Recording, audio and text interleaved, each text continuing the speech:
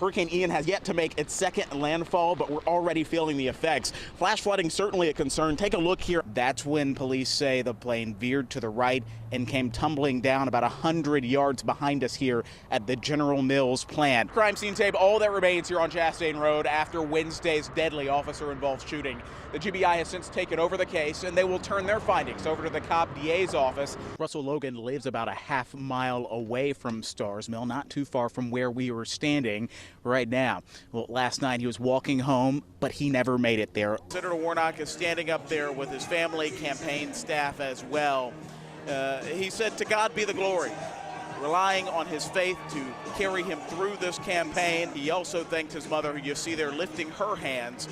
Warnock saying she once picked cotton back in the 50s, and this year she picked him. We've got scores of fans, as you can see, lining the streets here on Cobb Parkway. Thousands, no doubt, excited, supportive, appreciative of their World Series champion Atlanta Braves. McLeod recommends to anyone renting a car to check every space, nook, cranny, and compartment like a glove box to make sure they don't end up in a similar situation.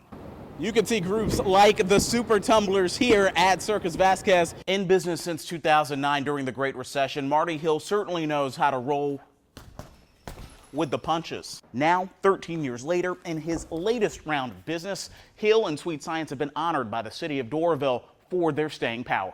Hey, good evening to you, Jennifer. Police have not yet said the exact circumstances surrounding this deadly shooting that happened last night. They have also not named the 8-year-old who was killed. The Clarkston 1-year-old who was taken while inside of a car earlier this week has captivated the community with his story. Now back with his family, we're getting a chance to meet him tonight.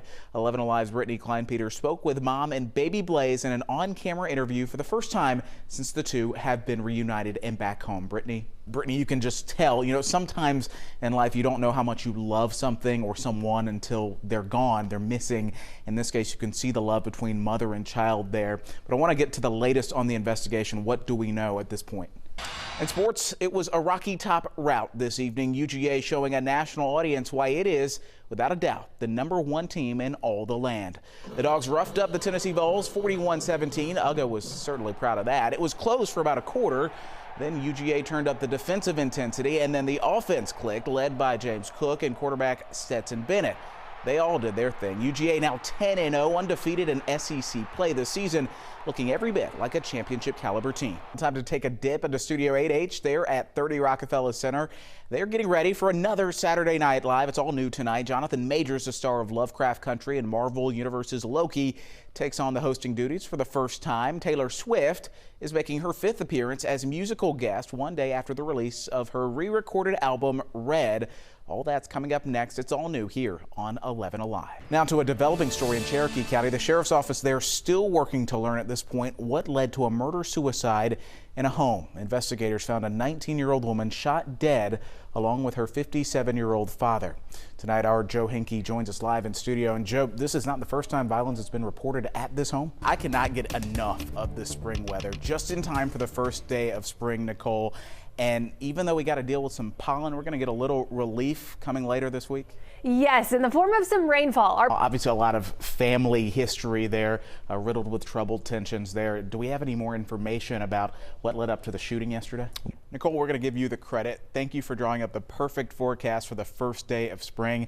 And thank you guys for joining us. Catch more news, weather, and sports at the top of the hour over on 11 Alive at 11. And take us wherever you go by downloading the 11 Alive News app. Good night. Randy's In-N-Out. Oh, and by the way, a national championship game on Monday. A lot to look forward to out in L.A. Food and football. Yeah, and I saw Jerry's picture early of the In-N-Out burger that you just mentioned. So there is a football game going out there, more than food, right? Yeah, if you didn't know. In fact, we're actually tracking a system. Chris, you are out on the West Coast. How do you think this might impact that game?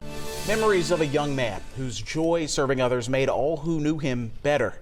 Memories of Fulton County Sheriff's Deputy James Thomas shared tonight at his memorial service 1 week after he was killed while off duty. A murder suspect is now in custody.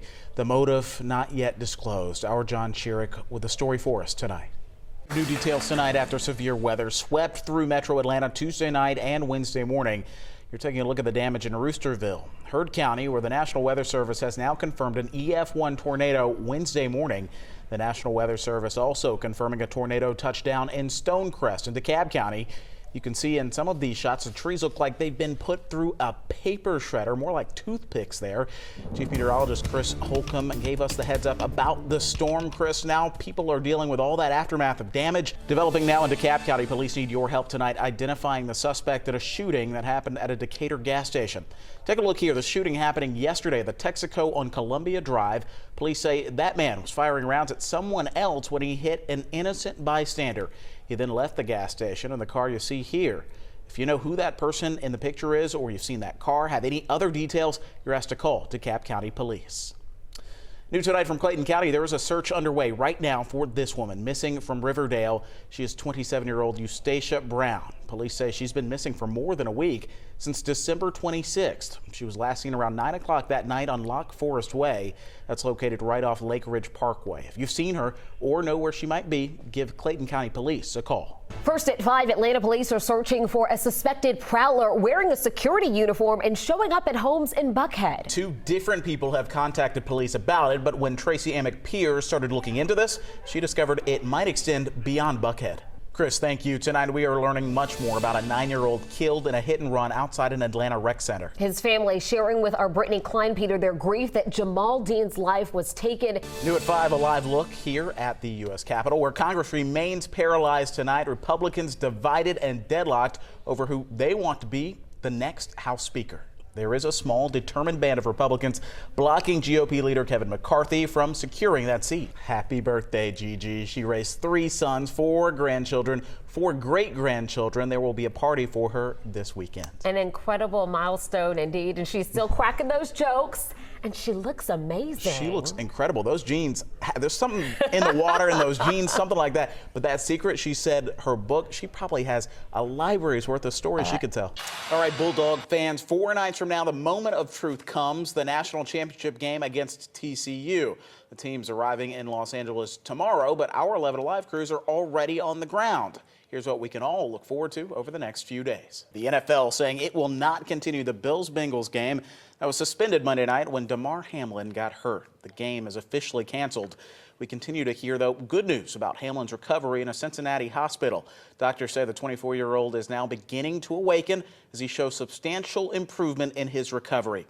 That is uplifting news for his Buffalo teammates, as for all of us rooting for Damar. There is a league-wide effort now to keep the good vibes going for Hamlin. The Falcons painted 3 in blue there on the 30-yard line at Mercedes-Benz Stadium in honor of Hamlin's jersey number 3. As a mom, Cleats are in here. Heather Kelly craves convenience, whether it's loading her kids' softball equipment or hauling her kids to the hospital. It's stressful because your kid is sick or injured.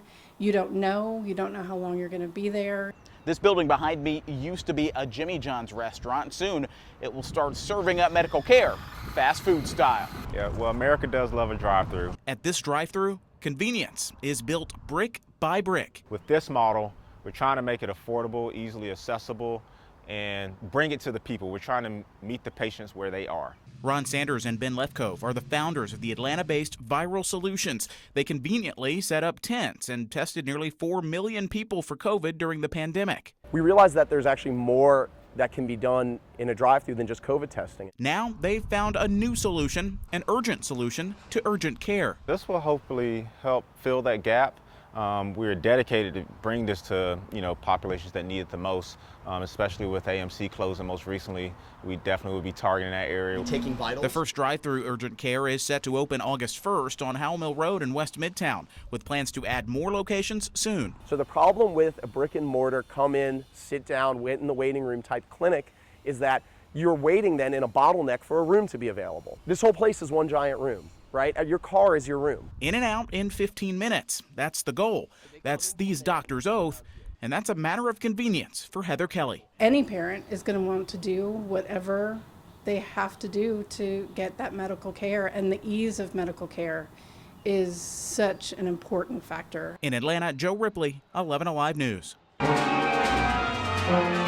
started on a very intense and chaotic note. To awaken the sleeper. Joel Thompson composed the piece in the wake of the social justice protests of 2020, narrating the work himself, inspired by author James Baldwin. His words written in the 60s and 70s feel prophetic, and I think that's because he did the difficult task of remaining present and bearing witness to what was around him and seeing the trends and the sort of DNA that of our culture. The liberty for all to aspire to the best that is in us. The piece, performed over the weekend with the Atlanta Symphony Orchestra, confronts social norms, asks questions of who's protected in society, and challenges the ideals of what it means to live in the United States. My identity as a black man is inherently political in this country, and to be able to bring my identity to bear in this genre and idiom of music that I love so much, it means so much to me. In an environment like this, it is kind of uncomfortable to have that kind of discussion. So we were definitely surprised by it. I'm pretty sure the entire audience was surprised by it. A musical mix of mellow strings, 8-tonal melodies,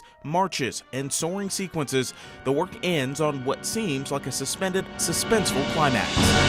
You know, he would pause and then give these long instrumental breaks to really give you that space to like think about the things that he said. And I mean, it was really just overall a message about liberation and how can we free ourselves.